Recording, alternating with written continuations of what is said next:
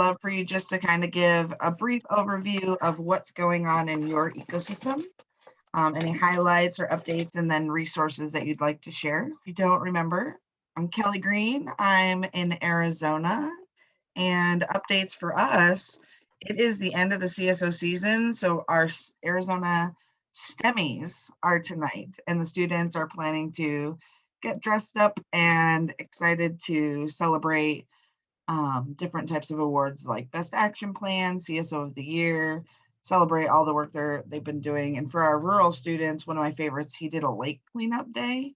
So there's some great pictures of him pulling some tires out of the lake and working with his brother to really clean up from one of the rural areas up in Lakeside. So it's called Rainbow Lake. But for our ecosystem, we're working on our actual hub development. So we hired a new team member, and her name is Claire. She will be working on establishing 15 hubs around the state of Arizona with working groups that are not necessarily geographical, so that we already have our diversity, equity, and inclusion, and we also have a library working group that's going to be established within the next month, and then some other goals around having quarterly chunks of time for them to actually do projects. So again, welcome everybody. Thank you for being on the call today.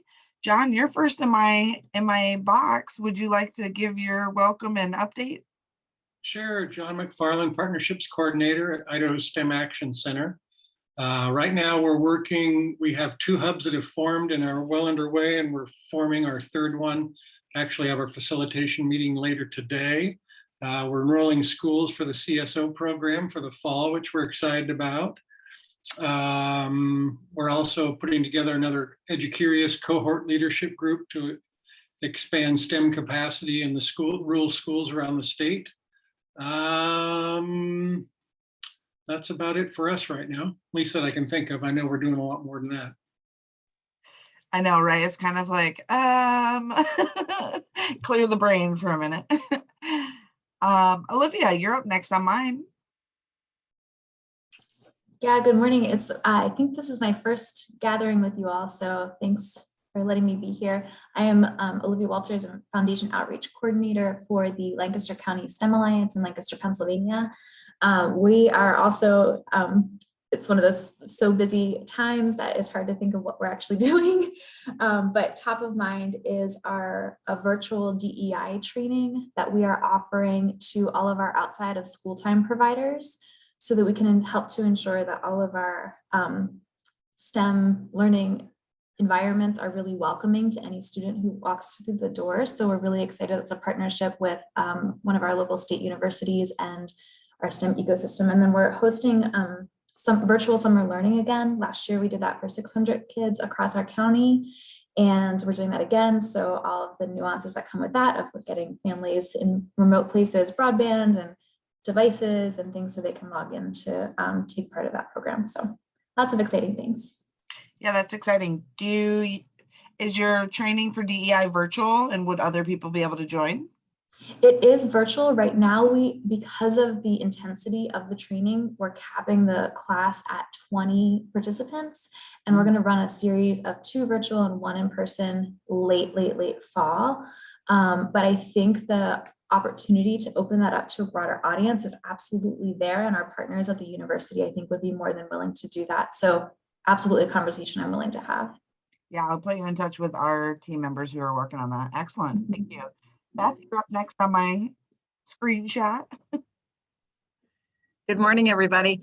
Yeah, I'm Beth Demke with the North Dakota STEM ecosystem, and my paying job is the director of Gateway to Science, which is a hands-on science center here in Bismarck, North Dakota.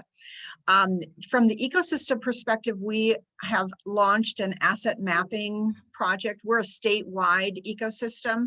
So it's been a while since we've done a full statewide asset mapping project to figure out what's out there. And I often describe it as there's pockets of greatness. We've got some really awesome things going on, but because we're a small, in terms of population, a small state, but in terms of geography, we're a large state. Sometimes you can have things wonderful happening 20 miles away from places where there's very little happening. And the ones that in the little happening are scrambling, trying to figure out how do we do this? And they go to a national consultant and pay huge amounts of money when they could just pick up the phone or drive down the road and find something, some help.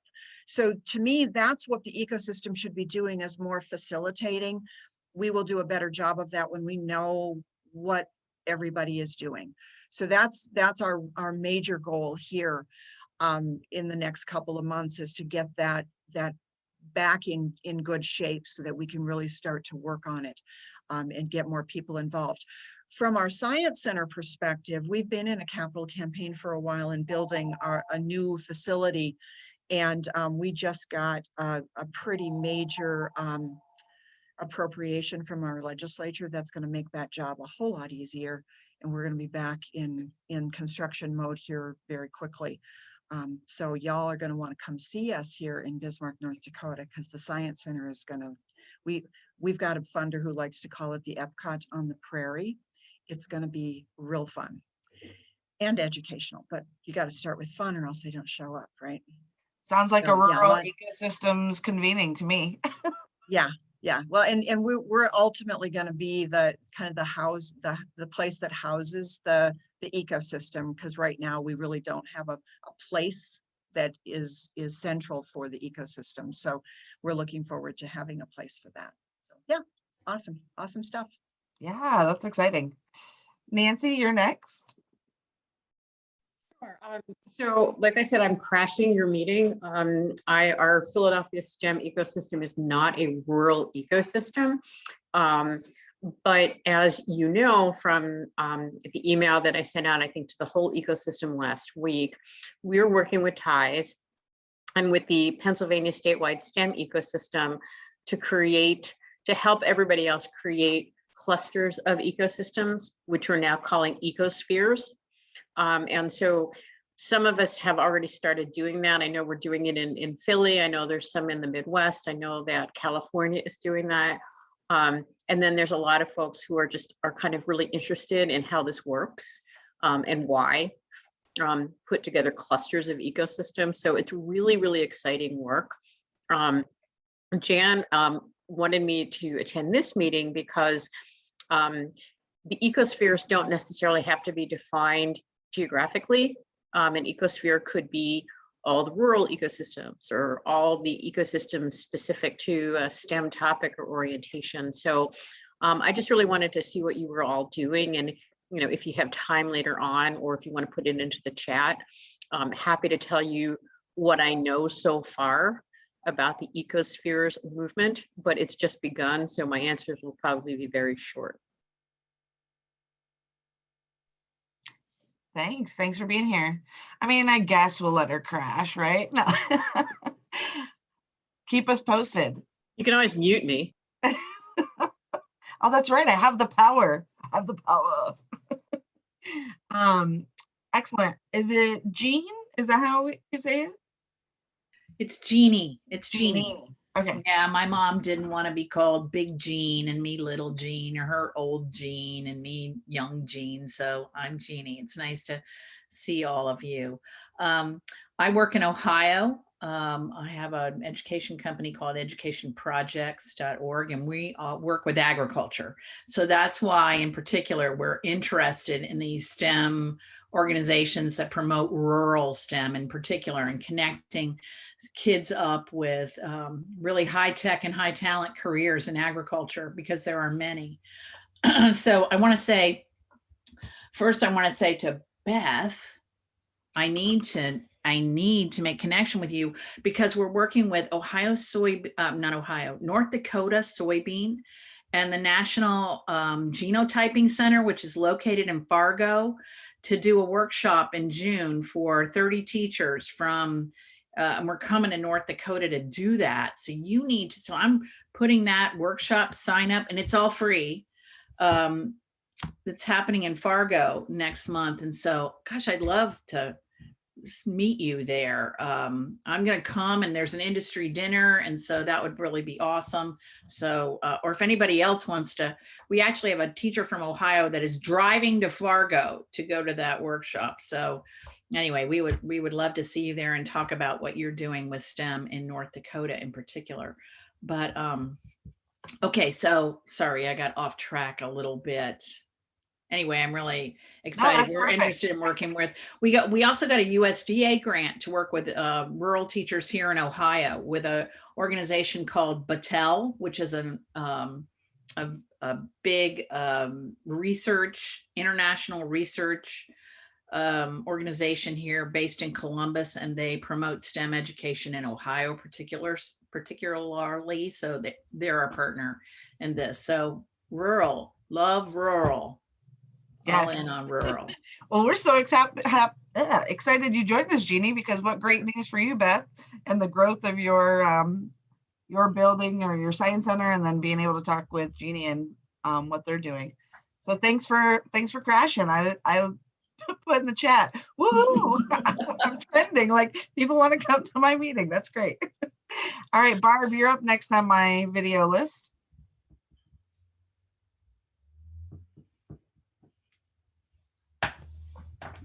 Can you hear me now? Oh, okay, great. Hi, everybody. So I'm Barb Termott. I'm the executive director of a STEM learning and career exploration nonprofit based in Traverse City, Michigan. And we cover a 5-county area in this, well, you know, the Mitten, right? We're like Detroit's down here, and we're diagonally across the street, and we're this whole corner up here near Sleeping Bear Dunes National Park, if you've ever heard of that. So we've actually been around for over 10 years. So predates kind of most, you know, in terms of this, and Ben STEM, and it was started by parents at a high school whose kids got involved in robotics. And we're so excited that their kids wanted to learn really hard stuff in order to figure out how to make their robots go.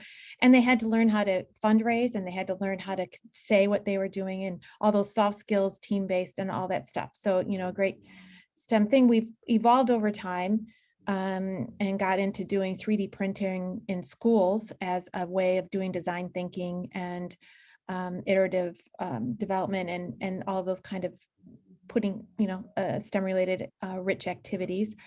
And then our most recent rendition, because we evolve with time over what the needs are. When we started, nobody knew what STEM meant, you know, and now there is a plethora of opportunities in our region. And it's a matter of, one of the big things is helping people to understand that. So we've evolved into being a big STEM connector. We have, our website is a STEM hub for our region. We have a searchable database of all things STEM in our region. And so like when COVID hit, we changed and added a search criteria that was Corona friendly, because we didn't have the word COVID yet. And they could find anything you can do at home or outdoors with one click. And then they could search within that to find, you know, the age group and all that. We also, for the first time, got asked by the schools to help. And so I became a TV producer, crazy, on not public television, but community television. They had a team that was up and coming on doing big Zoom events, because now they had to do all public meetings on Zoom. And so we used them to host and manage the technology side of it, even though we could, our Google Meet nonprofit version was not good to do that. So we had 4 shows a week. We had, for elementary age, we invited science nonprofits and for-profits and STEM groups across the region to do a guest show, and they could share an activity they could do at home. And then we had, for middle school and high school, we had age-appropriate career exploring, because everything in career exploring was canceled. And to do that, we invited employers, and actually the colleges and Career Tech Center got very involved, because they wanted, this is a great way for them. It was their period to get enrollment and to get interns and everything. So we did those 2 shows a week. And we also had, at the suggestion of our board, who have members on the ISD instructional district and on the largest school district in our region, which is Traverse City, that the parents needed a place to consult with how to do this stuff at home, because, you know, parents, and so we had a parent coffee break.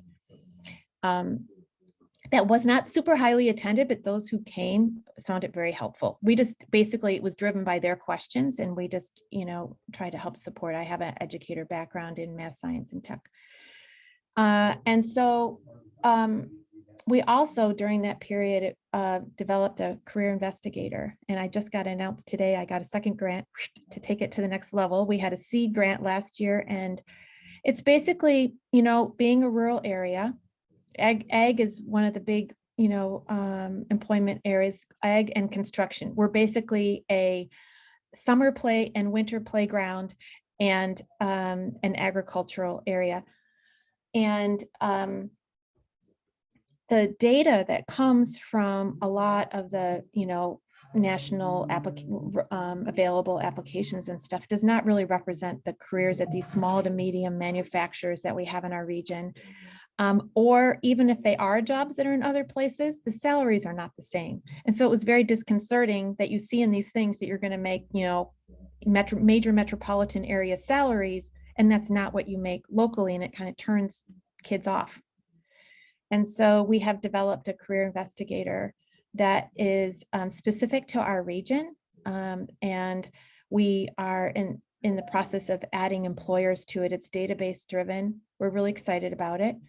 And down the road, we would love to, you know, if anybody has ideas on how we could help this to fund our nonprofit work by sharing it really broadly. We're trying to creative revenue streams. Last year was, despite all this stuff, you know, it was really hard financially. A lot of our ongoing donors fell away because of the COVID, and I'm sure other people experienced that as well. And so we're trying to recover from that, and we're trying to be creative about how we do that. And we think that basically we could come in and it would be at a much lower cost and a much lower up rank to figure it out. But that many rural communities and maybe other communities would be interested in leveraging something like this that's locally relevant. So I think that's, you know, the big, I say the other big project that got slowed down by COVID, but now really ramped up, was partnering with libraries. And we have now STEM kits. I just had another library do a purchase yesterday from grants money that we had gotten last year. And we have one more library, and we'll have all 20 libraries in our region, small rural libraries, all will have STEM kits to check out like a book.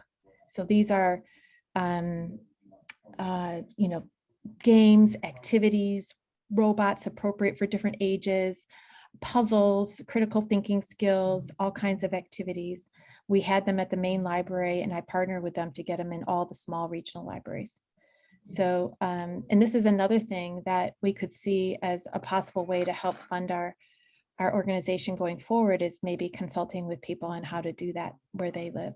So anyway, and we have a network of librarians that they love, that we get together and chat once a month, and they can share ideas and all that kind of thing. And now we're doing it with a community liaison. So we found, I call it shouting from Traverse City does not work to get everywhere across your rural community. You have to have people that are in the community. So we also got a grant to help be able to have like a volunteer advocate in each community and give them a little bit of stipend to help connect people in their community and to help lift up all the things that are really awesome available to them right there, and any ways that we can support them in growing in having opportunities that families, regardless of their economic status or any other access challenges, that there's things you can do. So we love that you mentioned libraries. We're definitely focusing on that with our ecosystem work here in Arizona. We had our Arizona SciTech Festival that was digital, and boy, our librarians definitely became our program producers for our TV channel. And they're fun and they're excellent educators and they have so much to share. So thank you, Barb. Thanks for being Thank here. you. Thank you. Thanks for having. All right, Mary Margaret, would you like to share what's going on in your area?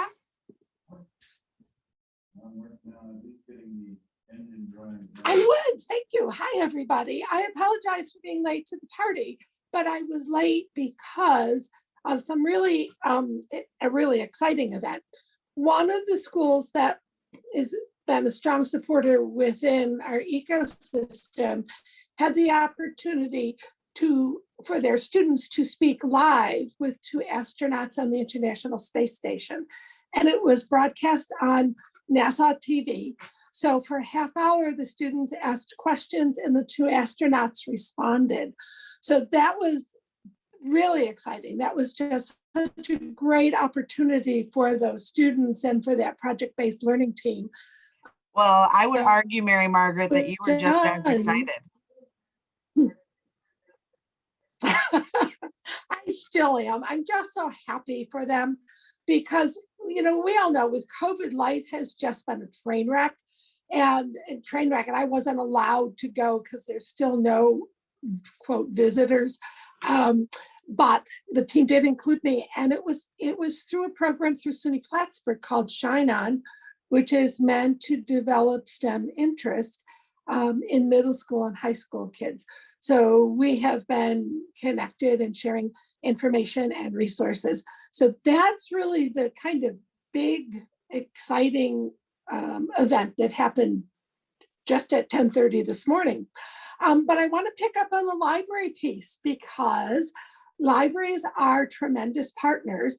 And my hub, my ecosystem serves 2 state collections of libraries. So for the ones to my east, they are doing STEM activities this summer. And so I'm going to be a resource person for them and do some professional development for the librarians in the month of June to get them ready for their summer activities. And then I'll resurface again in September to talk about fall. So I'll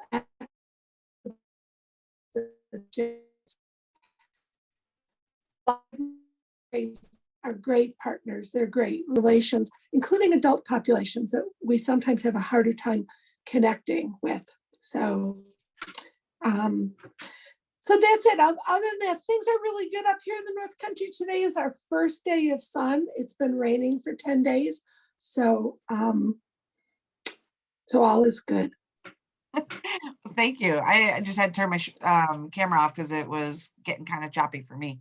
But thank you so much for sharing, Mary Margaret. Well, the other thing I'll tell you is we just got a $100,000 grant to provide computer science professional development for regional teachers this summer.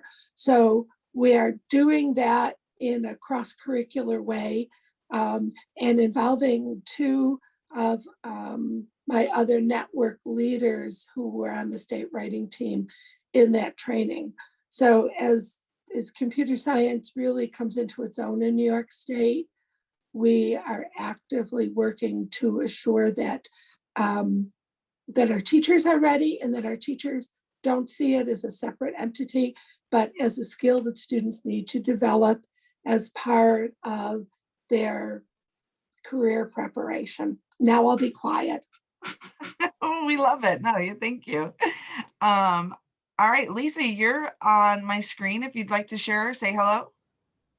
Hi, Kelly. Hi, everybody. Sorry I was late. I was actually in a grant meeting that we're working on getting a proposal ready. It's a New York State grant, and it involves building out lessons. We're concerned about the learning gaps as people have described them, and the need to meet the those intensive needs of some of our learners while having others that may be on target or maybe even advanced. We're trying to develop resources that will approach that concern, for teachers in the classroom that would be hybrid resources. They'll also be targeting the new New York State computer science and digital fluency standards. And the intent is to build these lessons with teams of teachers that anybody can use. So we're going to publish them with the Creative Commons licensing. So wish us luck on that one, because I think there's a lot of good that could come from that grant project. Mary Margaret's discussion about libraries, I have to also add in, we've had great partnership here in Watertown, New York with our public library system. They're doing a lot of STEM activities. We are holding a virtual STEAM fair now through Watertown City School District. And our library was one of the partners that provided an afternoon enrichment activity for kids that they could do at home in building homemade lava lamps. And one of the library staff members comes into our schools regularly and does activities with kids. So it's really been a terrific partnership. Lots of good stuff going on. I'm excited. And yes, there's sunshine after many days of rain, so that also helps a lot. Well, bless Lisa, all of is- your hearts in New York, because I saw it snowed last week, so. It did. May It did. 1st, snow on May 1st, 2 years in a row. That's Yeah. awful. I Yeah. thought it was winter. I grew up in the Minneapolis, St. Paul area, out in the country. Then I came to Northern New York. It's a different level of in a But- game. Lisa is one of our resource people for our computer science professional development this summer, because she was on the state writing team. So if anybody wants a good resource, connect with Lisa, because she can do anything. And Oh, she yeah. has her finger on the pulse of everything that's happening STEM. I'm just a nerd, but I embrace that. That's right. Being a nerd is super cool these days. So we're rounding out our half hour, but I would love, Megan, I see you have your camera on. Would you like to say hello and what's going on with you?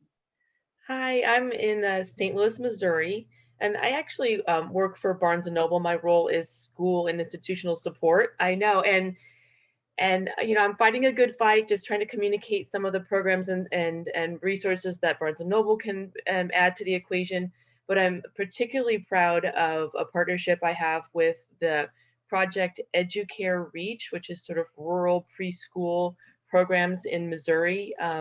Very often these are below the level of that where they would need to be licensed. So if you think someone's grandma watching everybody else's kids in town, and how we can maybe add some STEM learning to that environment. And so in collaboration with them, I created a pairing of books with hands-on things. So if you're going to read Chicka Chicka Boom Boom, here's some great activity ideas you can do with it, to kind of get your hands dirty and get in there. It's more like a framework for engaging with books.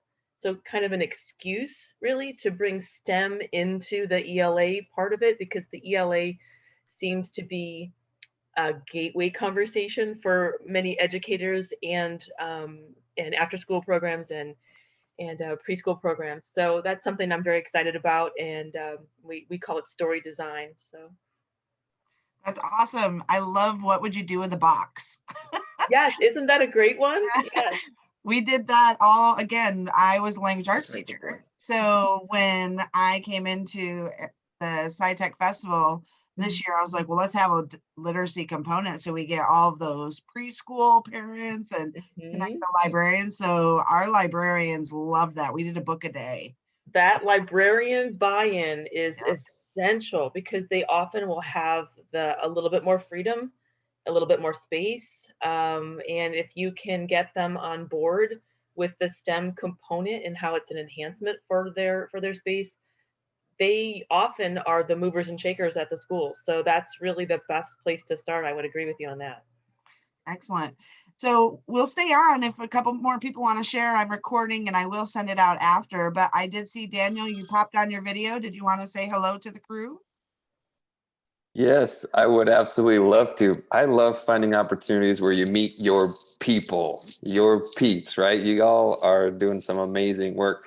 I am the director of STEM initiatives with a company called 21st Cent Ed, powered by Tech Trip. And I have no idea how I got this invite or whatnot, but my CEO and friend said, hey, we should check this out. I'm so glad he did. So we provide comprehensive STEM and CTE resources to schools, after-school organizations, and anybody. We're all over the country.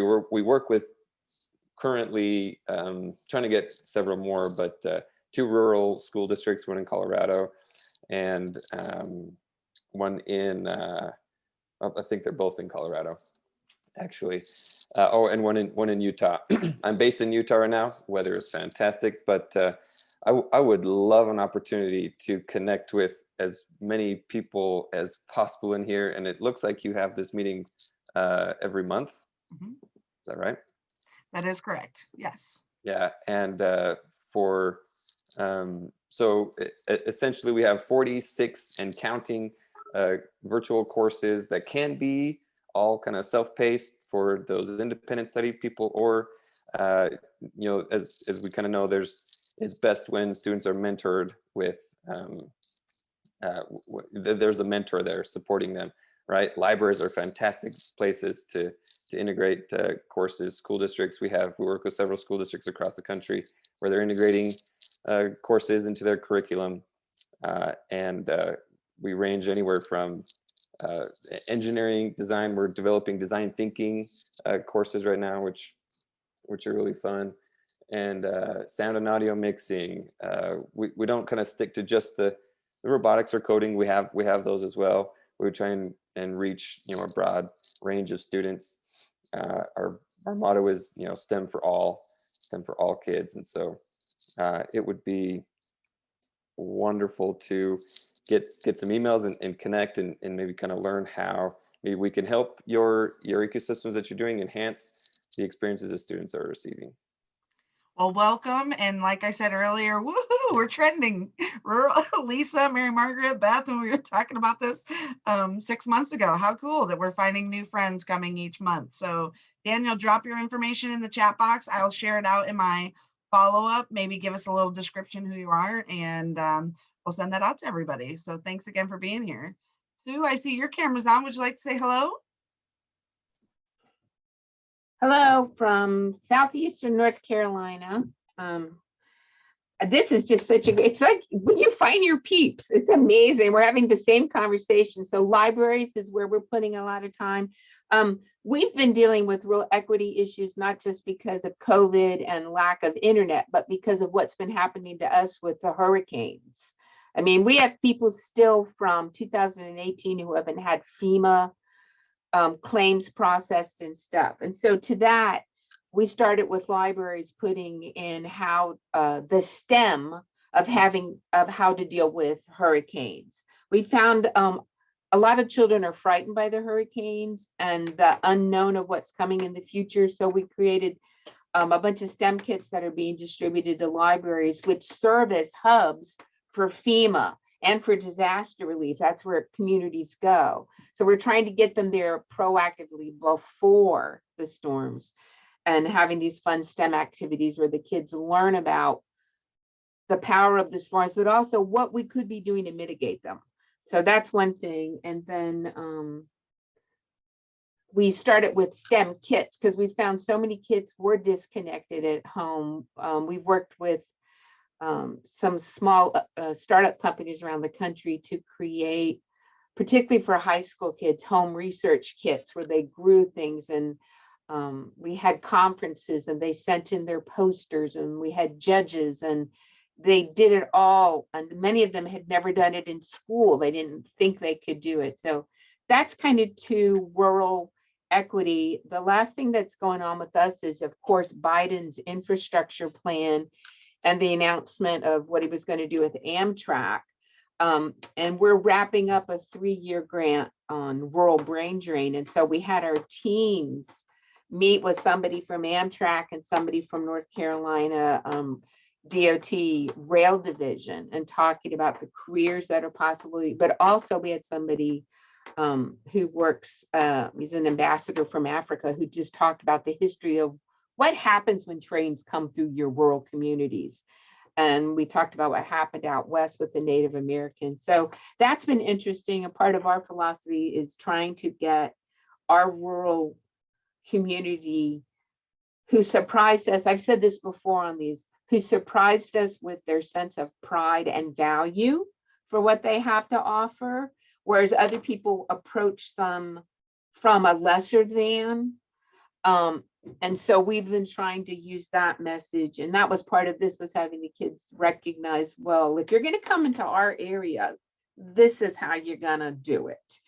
You're just, we don't think you're all that, we can't even think we have a good thing going. So that's the 3 things that we're working on right now. Excellent. Yes, thank you for bringing that up, but we don't need to be fixed, right? Yeah. Proud of being a country girl. Hey, I dug a 6-foot ditch this morning with my husband because our main water pipe to the house broke. So we're trying to find it and turn it off. Hey, but Sue, at least it's not snowing, right? Yeah, exactly. It's going to be 80 here soon. Oh, goodness. All right. Well, thank you all. We've reached our 30-minute mark, but if there was anybody else, if you have to hop off, we would definitely, please put your information in the chat box. I'll include it in my follow-up in the, I'll send out the chat.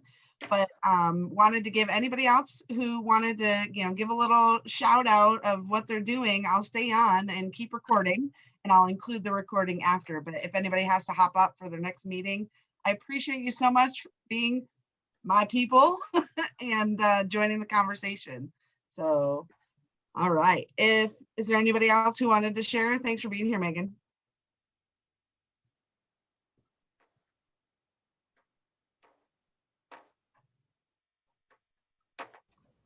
Thank you. Have a great day, everybody.